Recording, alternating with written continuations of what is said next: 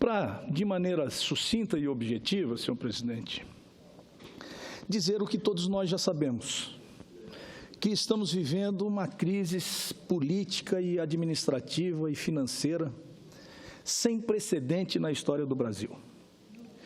O sentimento da população brasileira é de incerteza, de insegurança e até de desesperança. O quadro que se apresenta no momento, ele se apresenta de maneira, muitas vezes, de indignação e revolta da população brasileira, que depositou os seus sonhos, seus ideais, as suas esperanças de que o Brasil, que era considerado o país do futuro, pudesse crescer, prosperar, e os seus filhos pudessem crescer e prosperar também junto com o Brasil.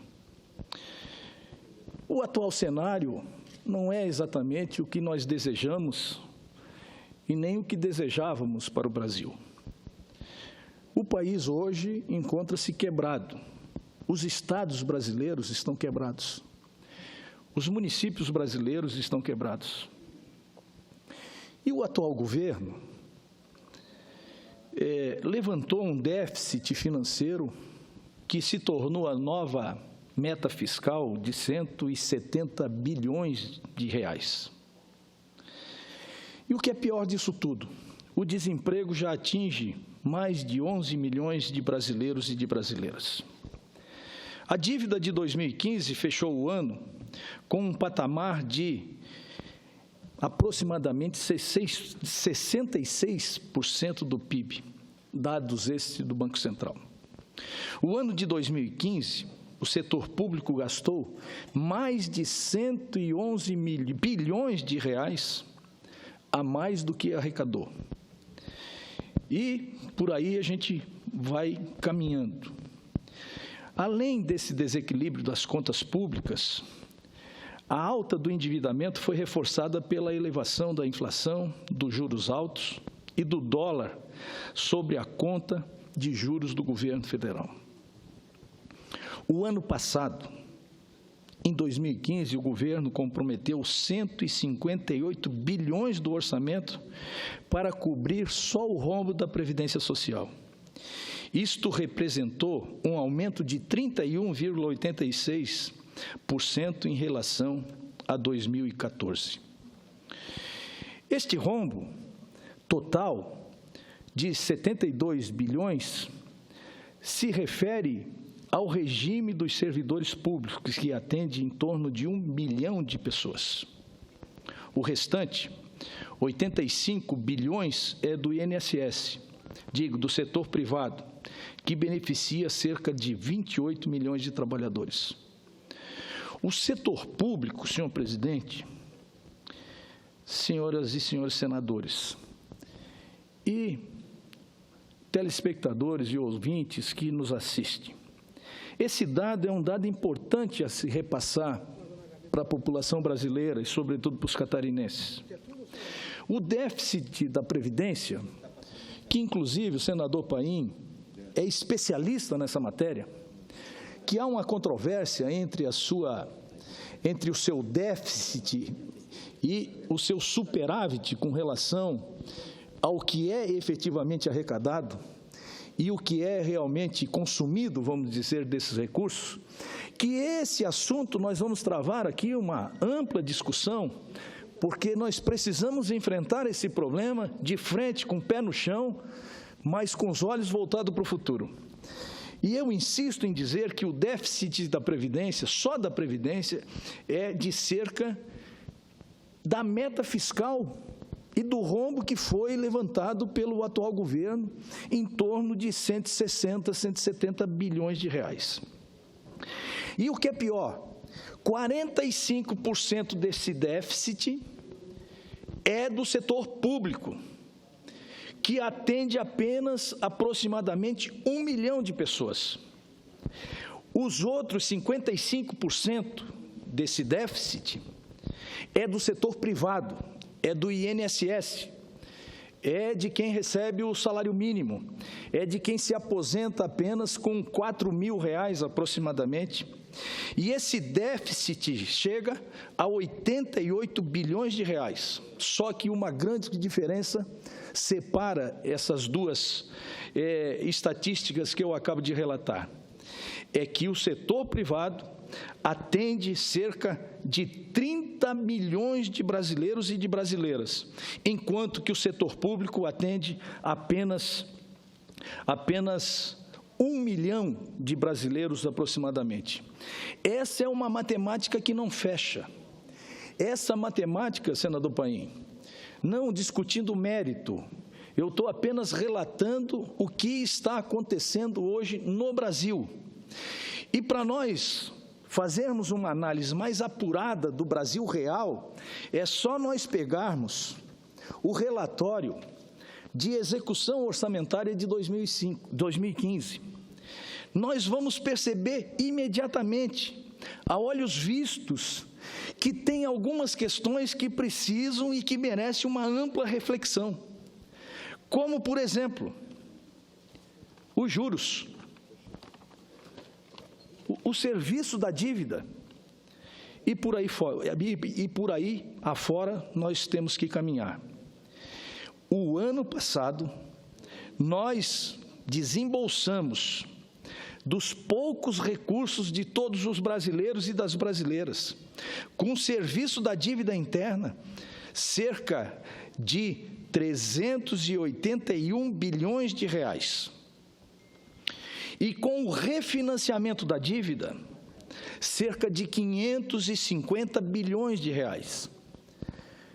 E ainda um pequeno valor que, graças a Deus, nós não temos hoje mais a dívida externa. Senador Paim, Vossa Excelência lembra da discussão da dívida externa? Eu me lembro bem, eu era prefeito e essa discussão, ela permaneceu durante anos. E o Brasil, em um determinado momento, cresceu, prosperou, e o presidente Lula, diga-se de passagem, foi lá e pagou a dívida externa. Hoje, a nossa dívida externa é de 21 bilhões de reais, quer dizer, não é nada. Nós desembolsamos, o ano passado, cerca de 21 bilhões de reais com relação ao refinanciamento da dívida externa. Isso somado significa 960 bilhões de reais. E por que essa dívida é tão alta? É tão alta porque os juros são altos demais. Nós estamos praticando no Brasil hoje uma taxa Selic de 14,25%. Isso destrói a economia brasileira, destrói de certa forma tanto, mas tanto, que nós pagamos de juros e do serviço da dívida 900 bilhões de reais e investimos em transportes 1% disso, cerca de 9 bilhões de reais investimos em transportes. Eu vi aqui o senador Valdir Raupp agora preocupado com a logística, com as obras de infraestruturas, com as rodovias, com as ferrovias, com aquilo que transporta a riqueza nacional. Eu assisti aqui, do qual inclusive peguei uma parte do senador Paulo Bauer, onde ele demonstrou uma preocupação enorme também com relação às obras de infraestrutura em Santa Catarina, que eu passarei a relatar daqui mais um pouco de tempo.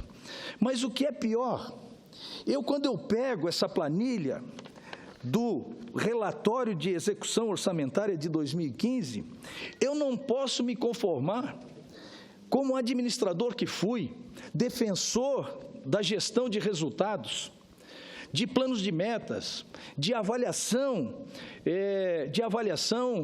de encaminhamentos, de metas, de relatórios, para que efetivamente a gente possa acompanhar em tempo real aquilo que precisa ser feito, quando, na verdade, nós, volto a repetir, gastamos 960 bilhões de reais com o pagamento de juros e com o serviço da dívida, e investimos em saúde, foi pago em saúde, no ano de 2015, 93 bilhões de reais. Aí já fica uma explicação nítida e objetiva, cabal, sem qualquer discussão a respeito, contrário com relação a essa questão da saúde. Não tem como financiar a saúde com apenas 93 bilhões de reais. Aí as nossas crianças ficam, quando precisam, nos corredores dos hospitais e não são atendidos. Há que se reconhecer que o sistema de saúde, nos últimos 10, 15, 20 anos, passou por uma grande transformação. Eu sou prova e sou testemunha disso. Eu me lembro da época, senador Paim, que o problema da saúde era o atendimento básico de saúde. Nós não tínhamos atendimento básico de saúde, nós não tínhamos centros de saúde para prestar o atendimento básico de saúde, com clínico geral para prestar uma consulta. Com o tempo, essa realidade foi se transformando. E o Brasil criou uma logística própria para atender o atendimento básico de saúde. Depois chegamos na média complexidade. Por quê? Porque o atendimento básico de saúde, de certa forma, foi estabelecido como prioridade e nós avançamos significativamente. Aí veio a média complexidade, aí veio as especialidades, aí veio o oftalmologista, o ortopedista, e todas as especialidades que são necessárias para que a gente possa, de maneira mais específica, ser tratado. Vieram as policlínicas. Depois das policlínicas, vieram a necessidade de se investir na média e na alta complexidade. Surgiram as UPAs e surgiram as necessidades de nós atendermos a universalidade das pessoas em tempo real. Só que os serviços, eles avançaram, mas os recursos diminuíram. Diminuíram por quê? Porque nós estamos gastando muito e estamos gastando de forma errada, como é o caso dos juros que nós estamos pagando, que isso precisa de uma auditoria.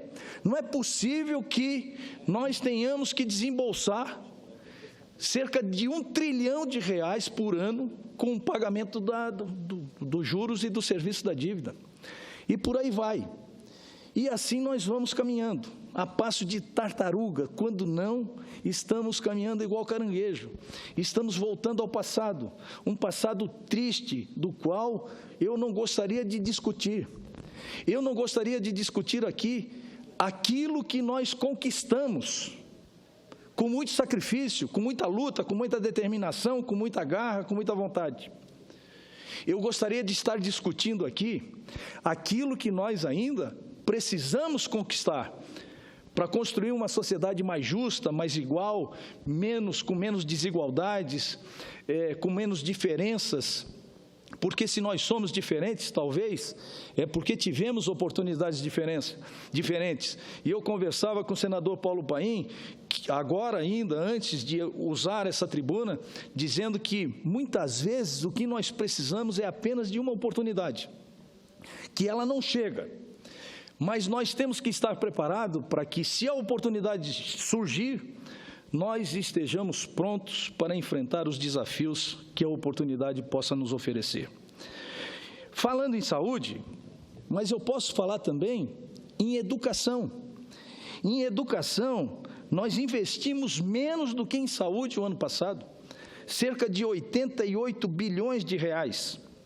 E outro dia, eu sei que os 25% da educação foi uma conquista histórica dos movimentos sociais, da sociedade organizada, dos professores, das pessoas ligadas à educação e à cultura. Mas eu quero dizer que, sinceramente, eu não tenho nenhuma simpatia pela fixação de percentuais, seja para isso, seja para aquilo, ou seja para aquele outro. Eu acho que administrar é estabelecer prioridade. E aí, o administrador de plantão, seja ele presidente da República, seja ele governador, ou seja ele prefeito, ele tem que fazer aquilo que é preciso fazer. Se for necessário, em determinado momento da história do Brasil, se investir 25%, se investir 26%, se investir 27%, 28%, 29%, 30% ou 31% em educação, o governador, ou o prefeito, ou o presidente da República de plantão, ele tem que investir esse recurso. O que nós não podemos é saber que todo ano nós vamos destinar 25% para a educação. E aí, como é que está a educação? Eu pergunto, avançou? Mas avançou o quanto nós gostaríamos que ela avançasse? Mas o ano que vem, a educação vai ter novamente 25%. 25% é suficiente para enfrentar os desafios com a educação brasileira que nós temos que enfrentar? Ou nós precisamos de mais? Então, a fixação de percentuais para a saúde, para a educação ou para outras coisas mais, é resultado de administradores irresponsáveis, que não fazem aquilo que é preciso fazer, que não estabelecem as prioridades do momento, porque vai chegar uma época no Brasil, como já chegou na saúde, que nós não vamos precisar mais investir 25% em educação.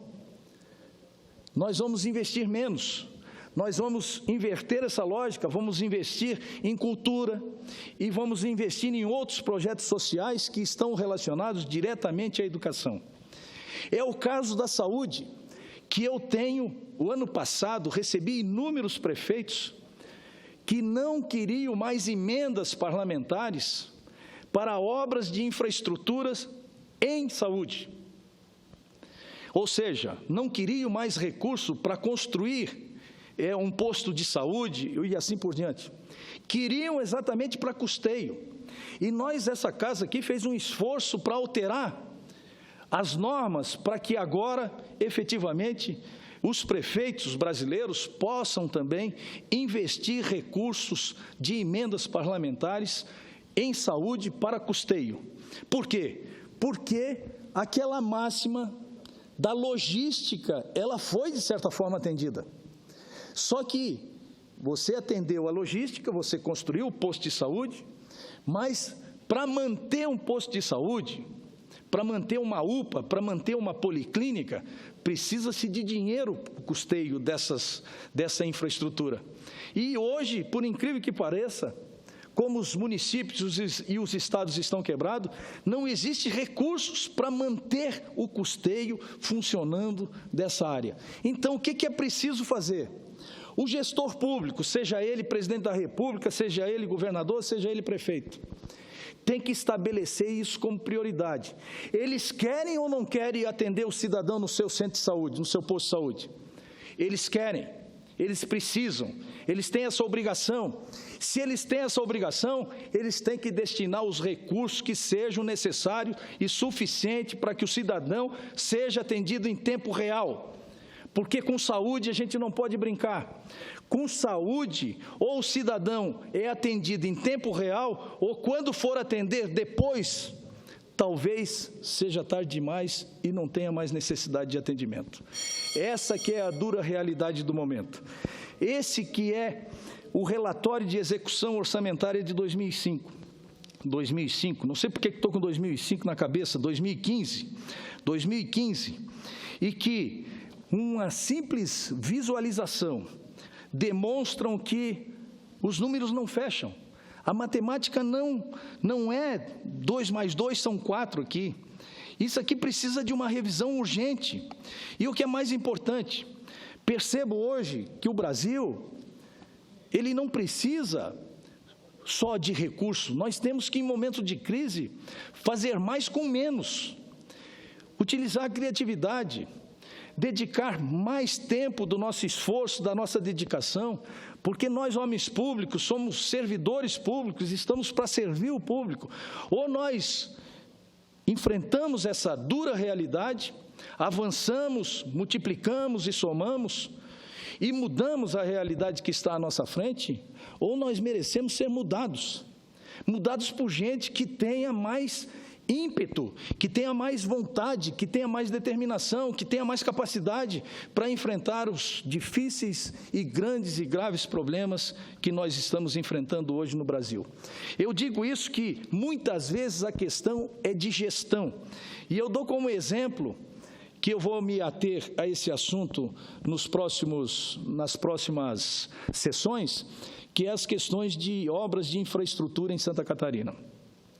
Mas em Santa Catarina nós temos a 280, a 470, nós temos a 101, que está há quase 30 anos em obras e que finalmente, graças a Deus, agora está praticamente concluída o eixo sul de Santa Catarina, que liga Florianópolis ao Rio Grande do Sul. Mas nós temos as obras de contorno, que liga Biguaçu à Palhoça, que tira o trânsito de São José e Florianópolis e Palhoça, que uma hora dessa provavelmente ainda está extremamente congestionado. Então, a logística é um passo importante, mas essa questão eu vou abordar oportunamente. Eu não quero abusar da benevolência do nosso estimado presidente Paulo Paim, mas eu quero terminar a minha fala de hoje dizendo o seguinte: não é possível praticar o juro de 14,25% com falta de demanda como nós estamos vivendo. Eu não sou economista, eu não sou advogado, eu não sou praticamente nada. Eu sou um simples administrador de empresas que não pode se conformar com essa dura realidade que nós estamos vivendo. Essa taxa de juro proporciona uma taxa de juros no cheque especial que pode chegar a 500%. Então, se o cidadão precisar utilizar o cheque especial, ele não vai conseguir mais se recuperar. É um cidadão que vai ficar insolvente, porque a taxa de juro ela é galopante, ela progride em progressão geométrica, e os recursos do cidadão, que são corroídos pela inflação e que acaba com o padrão de vida do brasileiro e da brasileira, acaba fazendo com que ele não tenha mais condições de sobreviver. O cartão de crédito, a mesma coisa, 500%. E todo mundo me diz que o problema é que a inflação não diminui. Mas eu sempre entendi, salvo o melhor juízo, gostaria que alguém me convencesse e que pudesse me explicar, de que a inflação, para combater a inflação, se aumenta a taxa de juros. Não foi isso que aconteceu na China no ano passado.